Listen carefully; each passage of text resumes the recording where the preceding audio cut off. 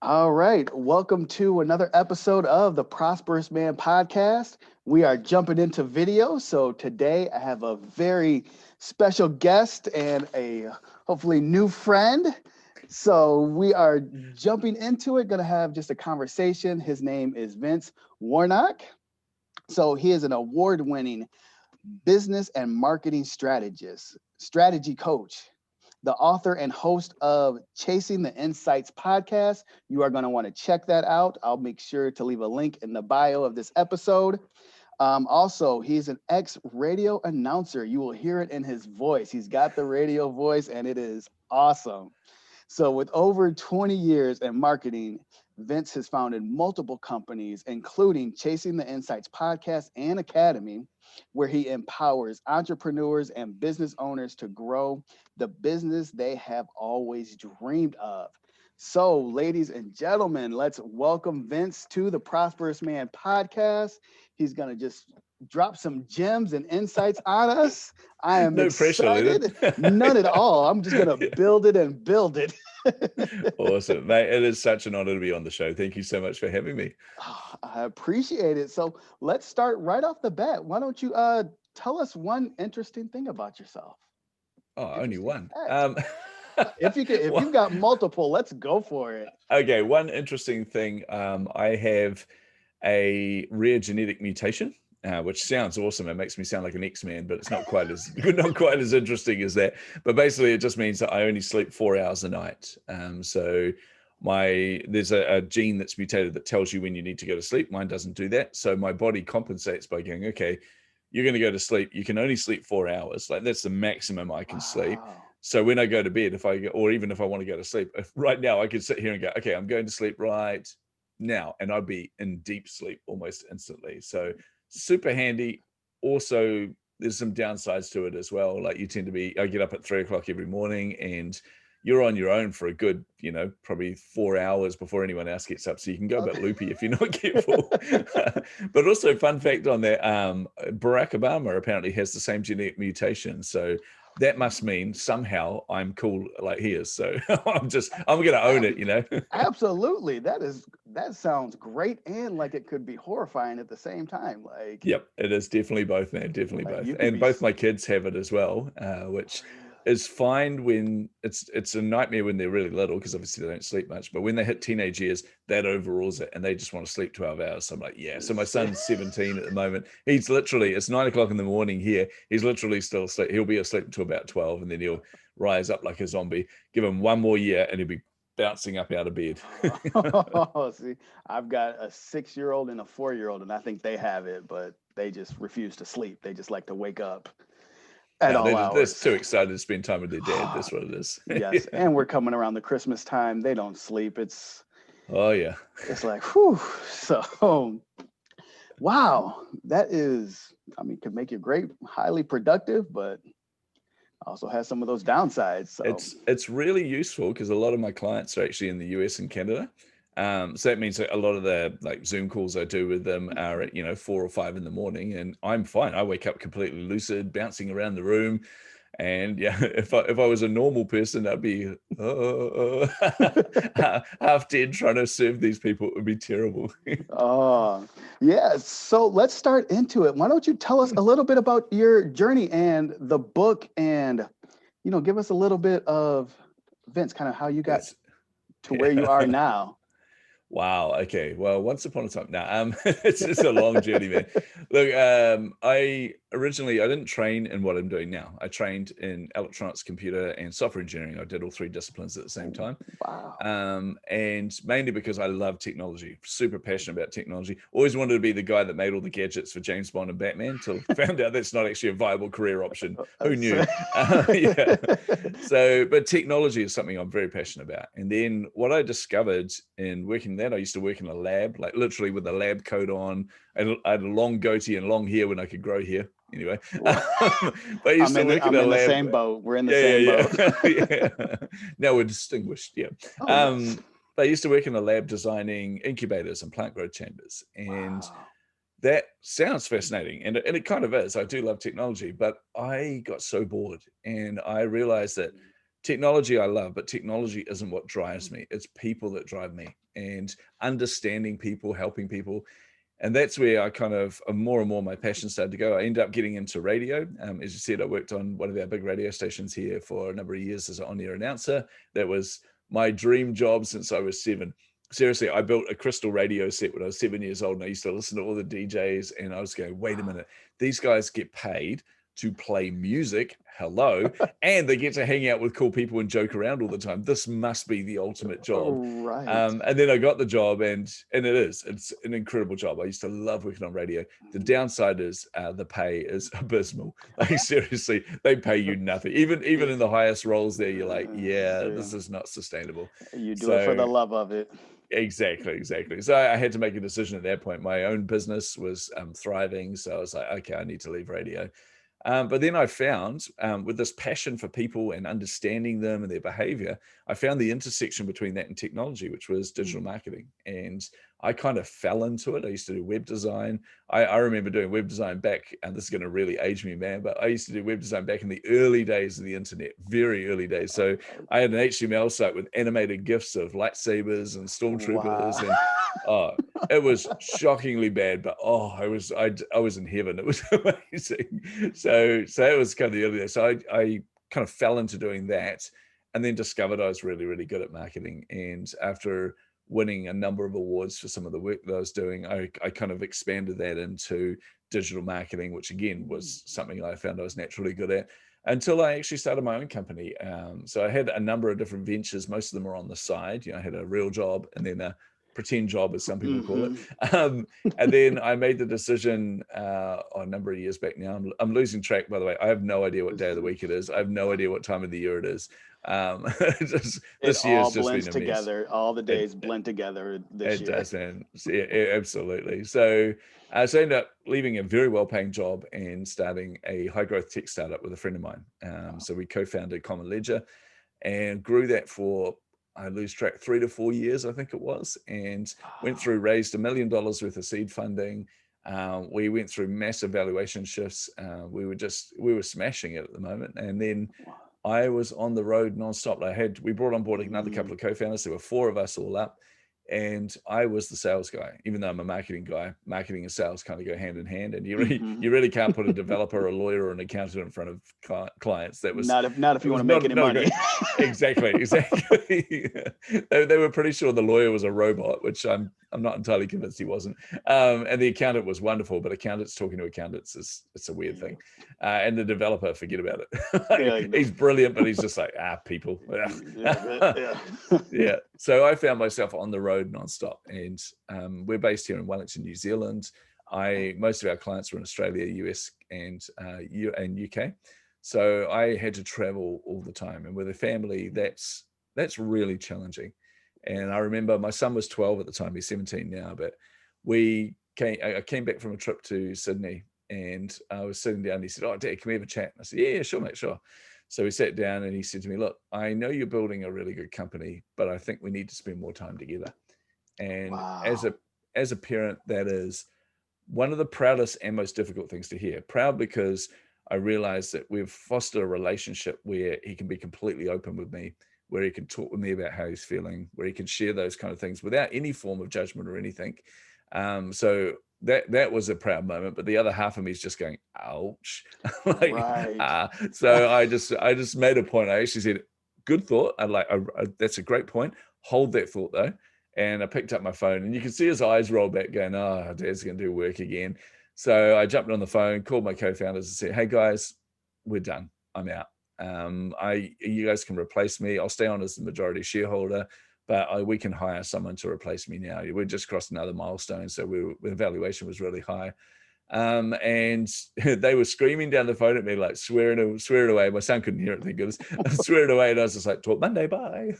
Hung up the phone and just made a point of it so that my son knew that family is first and family is priority for me. And that was an important moment, important decision, but also man, I could feel the pressure lift off my shoulders. That moment you make the decision to leave, you're like, oh, this is wonderful. Right. Like Now we, almost immediately that just oh lifts yeah, off yeah, you. yeah. So we actually went through at that point, instead of hiring someone to replace me, we actually there was a number of people, because I was also the CEO for quite a while there as well. I handed that over to somebody else. And I was the main reason we had investment and all this, because people were buying into the vision that I was selling. And we realized that we're done with this. Like, we had a number of companies sniffing around wanting to buy us. So we started negotiations with one of those, and we went through an exit, which was an emotional roller coaster until you see your bank balance at the end of it. You're like, I don't want to do this anymore. I don't want to, this is my baby. I feel like I'm selling my baby. And then cha-ching, and you're like, actually, I've got 2 real kids here. So I want to buy them. Of course, I'm kidding. I'd never sell my children. But it was a crazy journey. And I think the next morning was when I woke up and all the pressure had lifted off me. And I'm like, oh, this is amazing. And then suddenly had that moment of realization, which was, wait a minute, what's that thing that people need? Oh, a job. And an income. Oh my goodness, you can't actually buy groceries with equity. Like, picture going down to a local supermarket and going, can I get all these groceries and I'll give you 0.001% of our company? I'm like, Right. no. So at that point, I had to go out and get a real job. And I ended up at Cigna Insurance and went through a journey there of being the head of digital, and then finally taking the chief marketing officer role, which was awesome. Such a wonderful place to work, brilliant people. And did that for 4 to 5 years. I can't remember how long I was there now, actually. But last year was the year I published my first book, and did that while at Cigna. And that was a crazy journey in itself, and something I'd wanted to do for some time.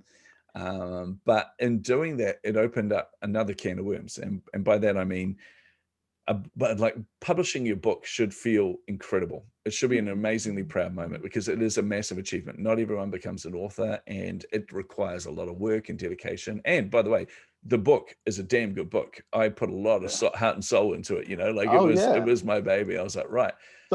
But we got to publish, and someone said to me, "Oh, don't do a book launch anymore, because no one goes to book launches." And amateur. I'm a marketer. This is what we do. Hold my beer. And then we ran a book launch, and it was incredible. So we had 100 or so people there. It was such an amazing atmosphere.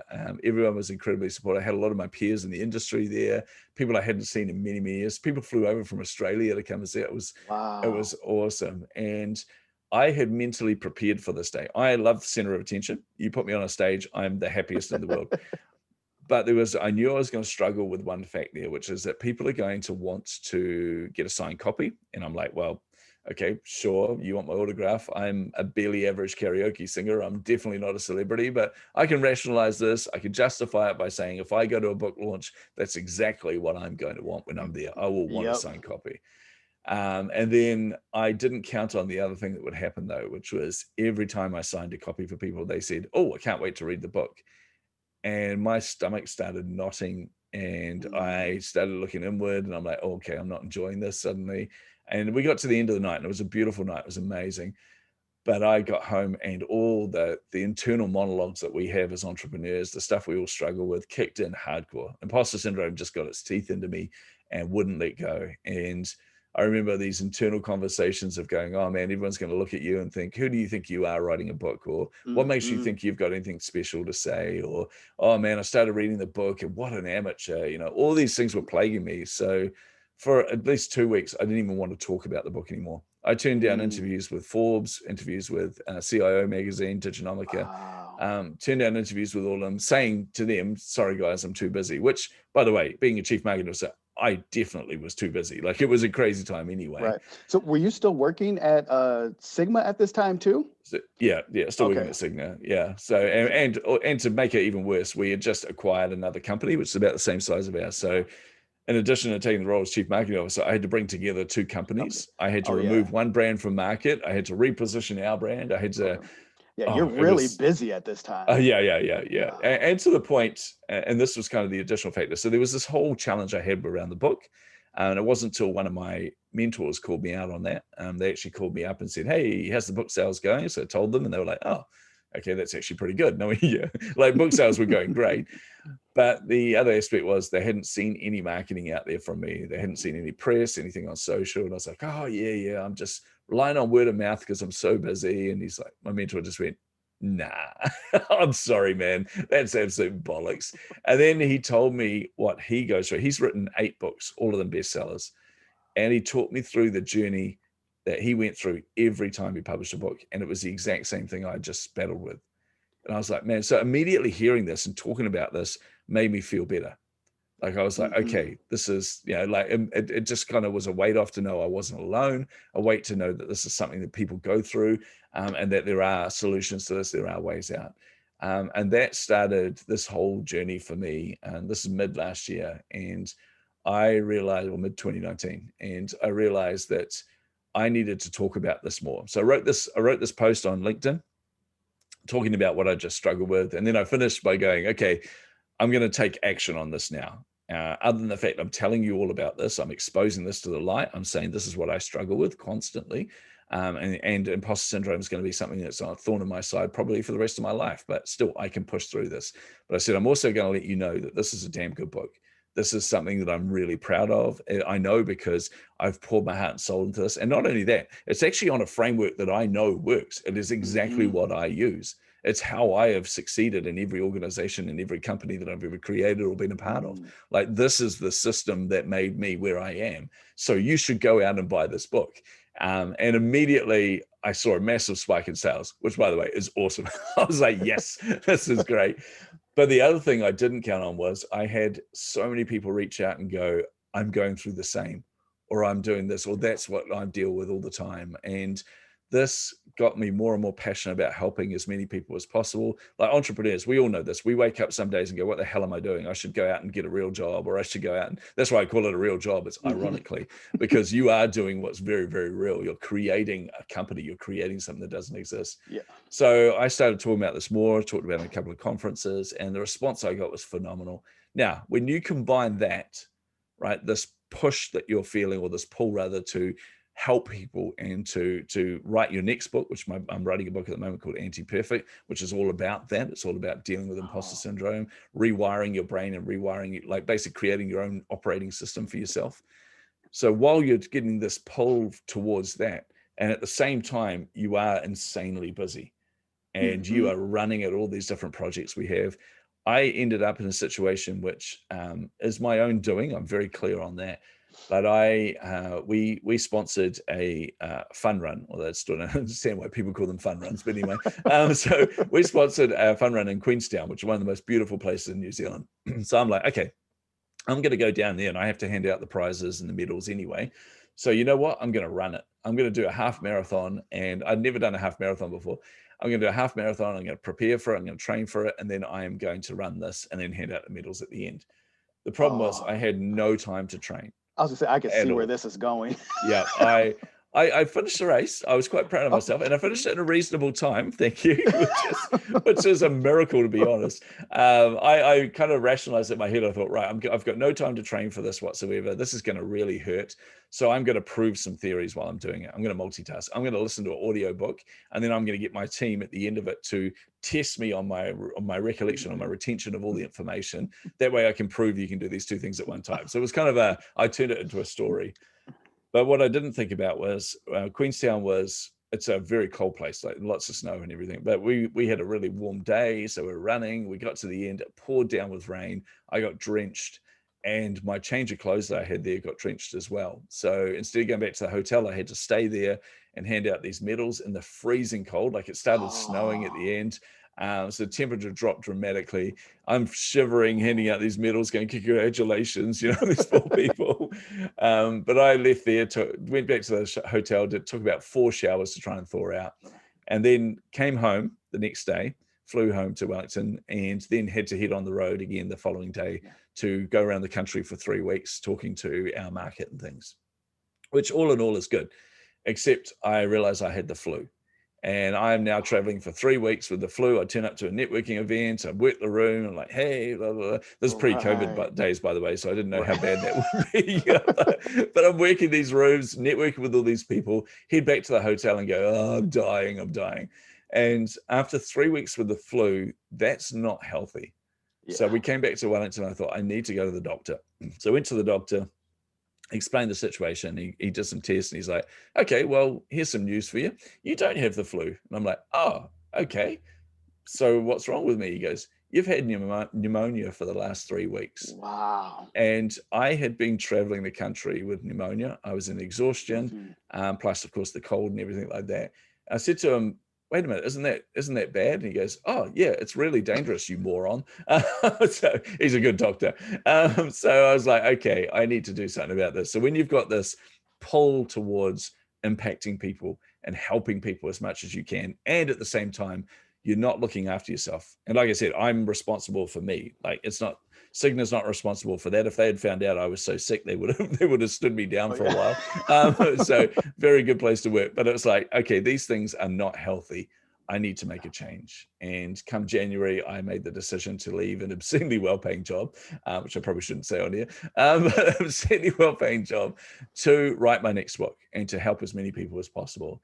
And then, as does happen when you're an entrepreneur, that then turned into 2 books, morphed into launching my podcast, which is something I've been wanting to do for years, and then morphed into helping companies and helping entrepreneurs, like coaching them through marketing and my systems to help them to grow. And now I'm launching a group program in February in 2021, which is going to be awesome. So I get to impact more people at the same time, which will be great. But awesome. It's just been a crazy journey, man. Like this year has been a year of consistent and constant change. And I'm almost embarrassed to say this because I know a lot of people have struggled in 2020. And a lot of my clients have struggled in 2020 as well. But it's also been a massive year of opportunity. And seeing these people that I'm working with turn around their businesses, seeing them in one case doubling, in one case even tripling their income, which was like just perfect storm, like everything just kind of came together to help them to pivot and to help them to see this success. But to go through this with so many people has just been such a blessing, and it has been incredible. So like I said, I'm ashamed to say this, I've had a brilliant year. I've really enjoyed this year. Like everyone keeps saying, bring on 2021. I'm like, whoa. We've still got a little bit of 2020 here. It's all good, guys. Let's enjoy it while we got it. Right. We got a couple of weeks left. Let's get the most out of this. To be fair, though, I was just talking to one of my clients the other day, and they said, I don't know when this episode goes out, but they said to me, look, I'm working on this thing and I'm going to give my clients a bit of time for the early bird pricing. So I've said they've got up until Christmas. And I said, okay, look, I see what you're doing there. But in reality, you shouldn't really give them more than a week.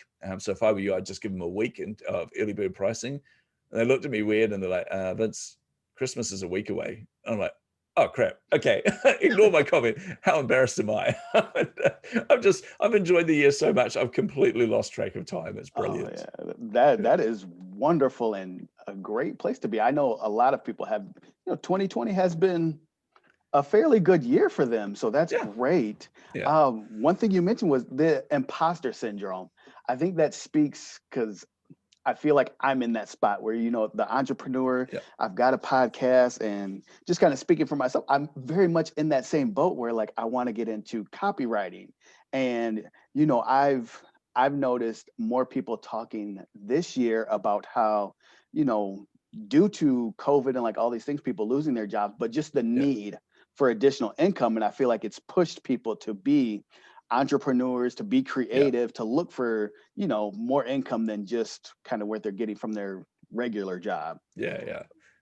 But I feel like I'm in that kind of same spot of like, you be an imposter and okay, who am I to write this, or who am I to be a copywriter? I don't have a marketing background and all of that. So maybe you could speak to a little bit of just like getting past those barriers. Yeah, there's a few points there, which I love. First of all, when you're talking about people wanting additional income or different revenue streams and things, so they should. Like seriously, it's one of the most important things I teach my children. Right from when they were little, I was trying to teach them, don't ever be reliant on a job or an income, because as we've seen in 2020, guys, it's fickle. Like, jobs come and jobs go. And also, by the way, no matter how good the company is you work for, they are still there for themselves. They are not there for you. right? So you need to be able to generate your own wealth in addition to that, or on its own, but you need to have the ability to generate your own wealth. It's an important lesson that should be taught more at schools. And if we keep going down that path, I'm going to get on my soapbox, and that will take a while. But a couple of the other points you said there, first of all, when you said you kind of feel like you're in that boat, you are an imposter, and I mean that in a good way, because I'm an imposter as well. Any entrepreneur is an imposter, and what I mean by that is, as an entrepreneur, you're creating something that doesn't exist. Even if what you're creating is something that, like if you're like doing copywriting, yes, there are hundreds of thousands of copywriters out there, but none of them are you.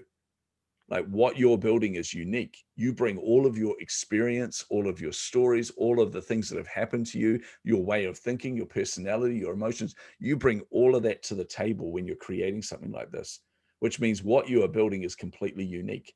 Now, by the nature of that, it's never been done before, right? What you're building doesn't exist. So you are an imposter because you haven't been there before. You're just making it up as you go along, as are we all, by the way, myself included. And that's A-okay. Like, so this is the kind of thing with imposter syndrome. Imposter syndrome in itself is actually a safety mechanism. It's your brain's way of going, hold on, I'm going to protect you because I don't want you to be in a situation where you're going to be embarrassed or hurt or anything like that. But you choose how to deal with imposter syndrome. And you can choose self-sabotage, which is what most people do when they're suffering from imposter syndrome, or you can choose to embrace it, as I try and teach people and go, you know what? Yes, I can talk about this. I'm an imposter. That makes me immediately relatable to every other entrepreneur, by the way, because we all go through this. But in addition, it will drive you when you feel like you're the dumbest guy in the room or dumbest girl in the room. It will drive you to want to be better. It'll drive you to consistently learn and learn and learn. And by the way, there's a huge pressure that's lifted off you when you just accept that you are not going to know everything. When you're in a room and other people are talking and they're all using acronyms and terms that you don't understand, and you're like, well, this is really awkward. You just pipe up and say, hey guys, I've never come across that term before. What does that actually mean? And you'll get a few eye rolls from people. And if you do, by the way, they're just really insecure people. But there is a power in being the person that is willing to ask all the questions and the person that's not afraid to put themselves out there and admit they don't know anything. So totally embrace that. But also, when you realize that it's, I think the latest stats are around 72% of people will encounter imposter syndrome or imposter complex, as it's properly known. But 72% of people will actually encounter that at some point during their life. In a lot of cases, many times in their life. What that means is when you're at, like if you're in a board meeting or you're in a senior leadership or you're sitting around the room with a bunch of clients or whatever, the fact is most of those people in that room are thinking the same way that you do. So when you're feeling like you don't belong and you're an imposter and everyone's going to see through you and they're going to call you on the fact you don't know enough or whatever, all of them are feeling just as insecure as you do. All of them are going through the same thing. And that means you have as much right to be at that table as all of them. So I say totally embrace imposter syndrome and go, right, don't embrace the self-sabotage. That's a completely separate story. But embrace the fact that you are pioneering and you've got as much right as everybody else to be there. And then just forge through anyway, man. Like no matter what, even like one of the things I teach people is like you need to understand why you do what you do. And for you, Leonard, like you said, you want to create this additional wealth, but also I know you want to serve other people as well. You want to help people, right? That's when you can boil it down to that essence, then it doesn't matter how you feel. You still have to turn up for people because you're helping them. So for myself, for example, even if I have a bad day, and I do, I like every other human beings, I have exceptionally good days where I'm hyper productive and I'm just turning up 150% for all my clients and they're like blown away by everything I'm delivering, everything I'm helping them with. It's like, yeah. And then the next day I'll wake up and go, what am I doing? I do not feel like getting out of bed. Like today's a rough day. Like we have highs and lows. That's part of being a human. But the fact is, like when you understand why you're turning up, even when you have those hard days, you can still get out of bed, you can still get in front of a computer and you can still start to help people because it's not about you anymore. And it doesn't matter how you feel about yourself, it's how you feel about your customers and the people that you're serving. So that's my biggest advice to anyone. There's a whole pile of stuff you can go into with imposter syndrome, and there's a whole pile of research behind it as well, which is really powerful. But just knowing that you're not alone, knowing that other people go through this, and knowing that you have as much right to be there as everybody else will help you at least push through as much as you can. That's awesome. That's really good. I was just sitting here like, yeah, that is great. That's Well, great. You're speaking to me. I know we're on a podcast here. There's people listening to this. I don't care for the moment. I mean, the fact is, Leonard, you are going to smash this anyway. And the reason is you're doing it, right? Mhm. Even though you feel this, you're still putting a podcast out there. Even though you're feeling this, you're still serving your customer. You're still turning out. You're still looking for ways to generate wealth. That in itself makes you in a very small percent of human beings. A lot of people Yeah, don't have the courage to be able to do what you're doing. So that makes you awesome. So, yeah, yeah. but That's we'll get.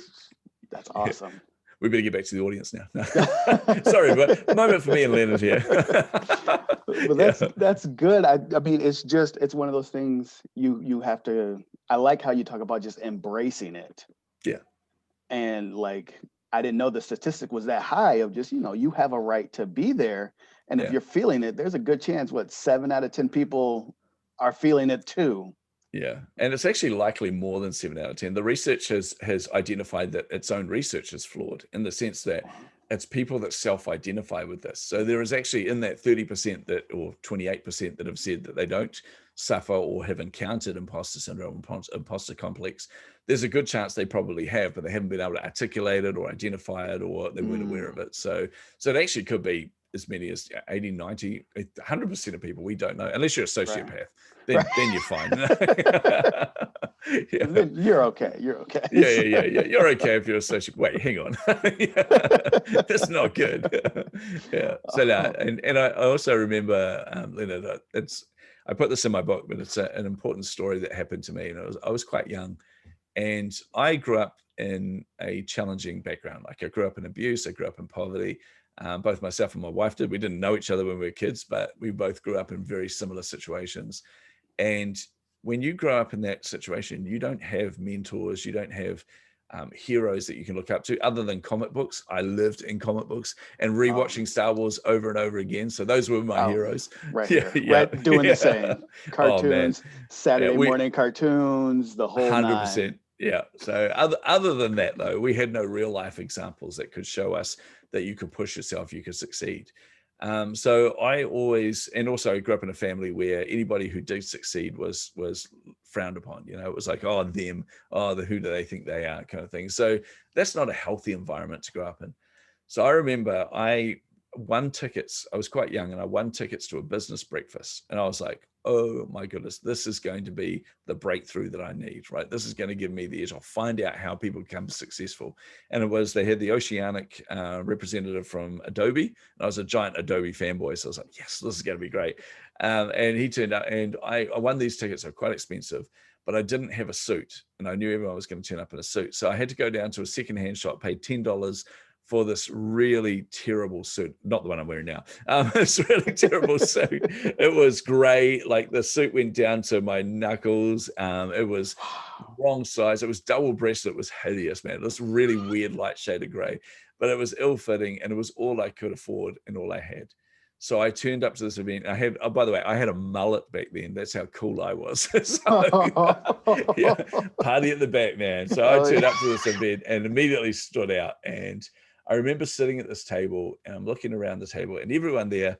Now, in my mind, this is how I painted the picture. This is how I remember it. Everyone had Armani suits. Now, they probably Oh, didn't, yeah. but they were very That's well how you dressed. visualize it. Like, oh yeah. Exactly. So to me, back then, everything would have been an Mhm. Amadi. So it was just these people seemed to have their lives all sorted. They were all a lot older than me, and they were there, and they had their little, their phones out, their cell phones and things on the table. I was like, okay, right, I'm gonna ignore all them. I feel like I don't belong. I feel like I don't fit in, but I'm gonna ignore them all. And I'm just gonna take every note that I can from this guy. And man, did he deliver. It was an incredible presentation. It was amazing. And I was just taking down all the notes I could. But then he went around the room at the end. We were having our breakfast. And by the way, free food. Oh, This is glorious. Yeah. that's a So, win. oh, yeah, definitely. But he came to our table. He went around all the tables, and he'd ask anyone if they had any questions. And I saw him. He was at the table next to ours asking questions. I was like, oh. And in my brain, I'm going, okay, come on, Vince, you've got this, man. This is your one opportunity to ask something intelligent. Like, you are just going to stand out because you're going to ask the best question ever. So I'm trying to figure this question. He came to our table and he said, oh, has anyone got any questions? I went, yeah. At what point did you know you'd made it? And with my squeaky kind of late teens voice, and straight away, my brain just went, dude, I'm out of here. That was stupid.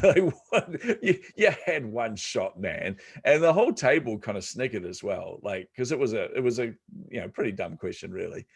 And I just felt so small. I looked around the table and all these people kind of rolling their eyes like, oh, this guy.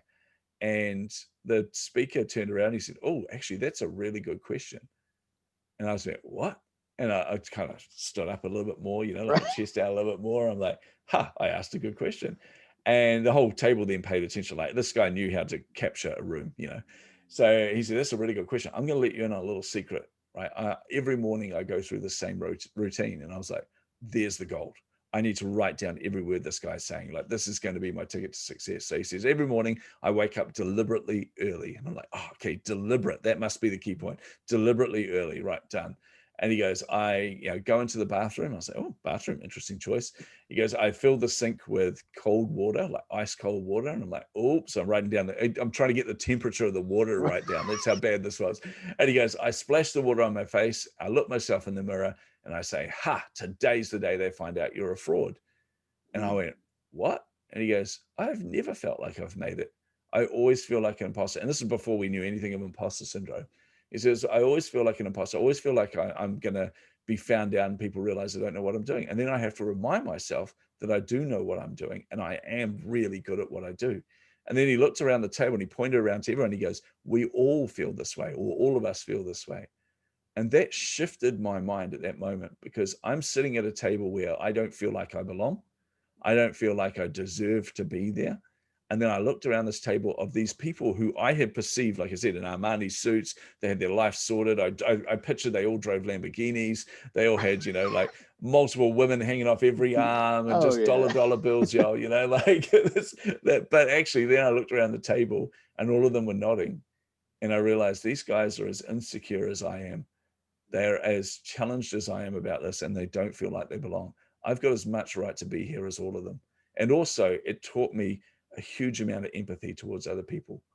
And it taught me that I need to help people. I need to make them feel comfortable. I use humor all the time. I used to be a stand-up comic, so that was kind of my shtick, but I would use humor. Okay. Yeah, nerve-wracking time. When you work on radio, our old on-air announcer used to take us down to open mic nights, all the announcers, and he goes, right, up you get. And you're like, yeah. So you learn very quickly by fire how to be funny, trust me. I would use humor to diffuse situations. I would go into meetings where, people who you thought had their lives sorted, I would look at them in a different way and say, this person's probably struggling right now, or they're probably really insecure about this, or they're probably really stressed out or anxious about this thing over here. So I would try and understand the people that I'm there with, and then I would try to create an environment where they could be themselves and they could be free. And this is something I've discovered over many years of leadership and building teams, is if you want to build, I don't know how we got onto this topic, man, but if you want to build a high-performing team, the first thing you need to do is you need to create a safe zone for them all, a zone where they know that they don't have to have every answer, they don't have to know everything, that they can actually admit and ask for help. And that is something that has now translated into what I'm doing with entrepreneurs as well, is we don't have all the answers, and you're not expected to as well. You don't have to know every single system. You can actually get help from other people. This is why I have a coach that I pay for. I also have an accountability coach, and I have a number of mentors. I'm not afraid to ask for help. I'm not afraid to reach out to people and go, I have no idea what the hell I'm doing on this. Come on, point me in the right direction. They go, yeah, sure. So that's how you get ahead. So yeah, again, I don't know how we got onto that topic, but there you go. But that was great. I heard just a couple of things, talking about like your background. I feel like we use that as the basis of our imposter syndrome because of, the things that we've gone through. We all picture that there's somebody else out there with a more perfect life that's deserving to be in the spot that we're in. And it's like, we use the traumatic things that happen in our childhood, or, all those different things that are just piled up from years. And we use that as our justification for kind of why we don't see 100%. ourselves. We don't see ourselves as worthy of being where we are, or in the room. Yeah. If you think about it, you didn't have imposter syndrome when you were a small child. Like tiny children are come into this world as forces of nature. Like they ask every question. They're not afraid to ask stupid questions. Why is the grass green? Why is the sky blue? Why is that man fat? My This is what kids my are in kids that did on a train. phase. Yeah. Oh, did they really? Oh yeah, yeah. Hey Oh, dad, why is that man so fat? I'm like, I'm like, oh wow, I'm like, I have no answer to this. I can answer you honestly, but it's really going to hurt his feelings. Right? So it could be calendula. We don't know. Come on, kids, just shut up. right. Yeah. Eat some But they're candy. Be not. quiet. Yeah, yeah, yeah. They're not afraid to ask questions. They're not afraid to just show up and things. So it is something that is beaten out of us over the years. And you're right, so many different things. And I went through this myself. For years, I felt like a victim. As I said, I grew up in an environment that I wouldn't wish on anybody else. I grew up in consistent abuse. I grew up in poverty. I grew up in a world where we thought it was normal for parents to send their kids down to a supermarket to steal the food from the back so that we actually had food for the family to eat. You know, I had 5 sisters and a brother. And we had very rarely had food on the table enough for all of us. So being one of the eldest, I used to miss out. I've overcompensated for that years later, by the way. I'm still trying to work all that off at the moment at the gym. But it's something that you know, it's kind of put upon you and things. And I felt like a victim in that. And it wasn't till someone, a good friend of mine, one day said something to me, and I'm pretty sure he just said this because he was sick of me having a pity party. But he turned around to me and he said, you do realize that everything that's happened to you counts for something? And I was like, I don't know what you mean. He goes, everything you've gone through, even the bad stuff, has actually made you into who you are now. Like you're not defined by it. Let's be clear. You're not defined by the negative stuff that's happened to you, but it has helped you to be the person you are. And he goes, I happen to think you're pretty awesome. And I'm like, yeah, actually, I am pretty awesome. You know, we all are. And when we realize that having gone through struggles and gone through things, it teaches us empathy for other people. Like, and this is the thing, I still remember the opposite of this happened one day where some friends of ours were really struggling to have children and they were going through IVF treatment. And I just remember the husband, he was just like, he was a wreck. Like he was exhausted. He was defeated, deflated. Like you could tell that he was just really having a hard time. But in my mind, I'm going, I can't imagine what that's like. I've just got to blink and Leanne's pregnant. Like I've got to like we've got 2 kids now. We've capped it at that. We're like, we're done now. We're done. We have to get some operation done because seriously, if I blink wrong or just that's another one on the way. Exactly. So I can't imagine what this is like for him, but I do know what it's like to go through struggle. And I do know what it's like to go through things where you don't feel worthy and things. So I can empathize with him. So we got to sit down and have a conversation. I said to him just bluntly, I said, look, I have no idea what you're going through. I don't know what that's like, but I can imagine that it isn't easy. And I can imagine that you'll be feeling a raft of emotions right now and you will be feeling defeated and you'll be deflated. And he goes, yeah, man. And so we had this shared moment. He shed a lot of tears. I shed some tears with him.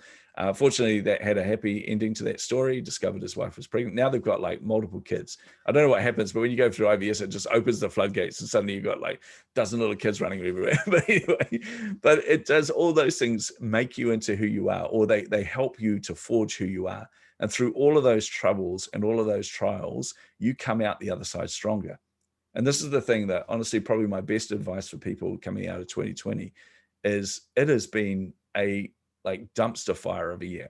Like a lot of people have genuinely struggled. A lot of the businesses that I've helped before I helped them, obviously, because when I help them, they always succeed. But but before I helped, they were at their wits' end. Like people have lost their jobs. People are really worried where their food's coming from, how they're going to pay the bills and things like that. But one thing I would say to everyone is you're still here.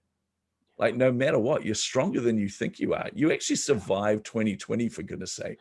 Like a year we had a global pandemic, a year where finally people recognize that there's inequality in the world. Well, most of them. There's still some. Oh yeah, I'm going to get a soapbox again. There's still some idiots out there. That's a whole nother conversation. Oh man, yeah, don't get me started on that. But people have finally recognized this. So we had all this unrest, we had all this shift and change happening around the world, and things exposed and things. And it has been a difficult year, but through all of that, you are still here. You are still alive. You still have your family. You still have, you're still able to stand upright, hopefully. So all these different, I'm just realizing as I say each of these things, some people have lost their families. Some people can't stand upright. I'm like, oh man, please don't get offended if I'm saying, you know what I mean. You're still here. You're still here. And that stands for something. So yeah, so stand strong is my best advice to everyone, and be proud of the fact you're still here. Yeah, that's awesome. That's awesome. I have thoroughly enjoyed this conversation. So, yeah, I think that is kind of the what to go with, kind of as Yeah, we close this out is like, you're still here. definitely. And Yeah, that's worth fighting for. That means you can help someone. You can be of service to your city, your community, however yeah, you see fit, but you're still here to kind of fight another day and to keep pushing. yeah. And And also think about this factor. If 2020 didn't happen, like for a lot of people, there's a lot of people, I'm going to speak to one segment at the moment, which is the people that were in corporate life, and they were sitting there in their jobs, and every day they would turn up to their jobs and they weren't really feeling satisfied. But 2020 comes along and suddenly they're unemployed. And suddenly they're having to find ways to create their own wealth. They start their own businesses or they do whatever. Just imagine if 2020 didn't happen. You would still right. be stuck where you were. You would still be in a routine where you aren't even clear on what your own priorities are. Mhm. 2020 has forced us to take a pause and to go, Oh what's yeah. important to me and what's important to my family? And in a lot of cases, that has, like you said, it's started this wave of entrepreneurship, which I think is fantastic. Yeah. Like honestly, people are finally going to realize that they can create their own wealth. I think that's brilliant. Yeah. So yeah, Yeah, that's awesome. I totally agree with that. I think that's been one of the biggest things is that, we got in such a mode of just go, go, go. You go to the job, you're not really satisfied, but you go because yeah, of the paycheck. yeah, And this year has kind of forced you to like pause and see what do you value, what's important to you, and then you kind of adjust from there. Even if yeah, you've been working this whole time, you still have those moments like, okay, you start to recognize the things that need to change or the things that you want to change. And yeah, you start to kind of implement. This year's kind of yeah. forced people to think differently, think creative. And Definitely. And you come out stronger. You are yeah. stronger now than where you were in January. Like think about that for a moment. Yeah. Like you're Oh, a much absolutely. stronger individual. So yeah. Yes, absolutely. So, Vince, thank you so much. This has been great. So, Oh once man. Yeah. again, you guys, I will put links in for Vince's book to follow him on all of his socials. I'll put links in for that. Follow him. I have thoroughly enjoyed this conversation. So, Oh, likewise, Leonard. It's always good talking to you, but I've thoroughly enjoyed this. This is great. Yeah. so, all right, let's see. I'll stop the recording here.